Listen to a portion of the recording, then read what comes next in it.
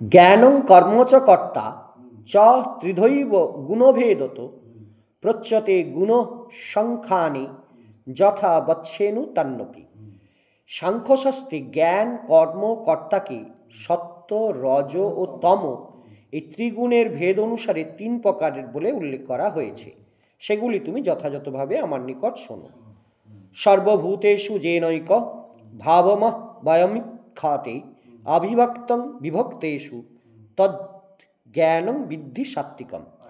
যে জ্ঞানের দ্বারা মানুষ বহুধা বিভক্ত সর্বভূতে অবস্থিত এক অবিনাশী পরমাত্ম তত্ত্বকে অবিভক্ত রূপে দেখে, সেই জ্ঞানকে তুমি সাত্ত্বিক জ্ঞান বলে জানবে। পৃথকে তু যজ জ্ঞানং নানাভাবেন পৃথগ বিধান ব্যক্তি সর্বেষু ভূতেষু তজ জ্ঞানং বিদ্ধি রাজসম। কিন্তু যে জ্ঞানের দ্বারা মানুষ বহুধা বিভক্ত সমস্ত ভূতে অবস্থিত নানা ভাবকে পৃথক পৃথক রূপে দেখে, সেই জ্ঞানকে রাজস জ্ঞান বলে জানবে।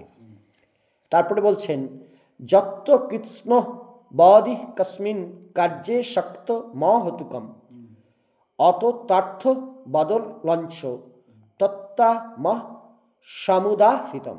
যে জ্ঞানের দ্বারা কোনো একটি কার্যরূপ দেহেই সম্পূর্ণের মতো আসক্তি জন্মায়, সেই যুক্তিবিহীন অযার্থতা এবং তুচ্ছ জ্ঞানকে তামস জ্ঞান বলে জানবে।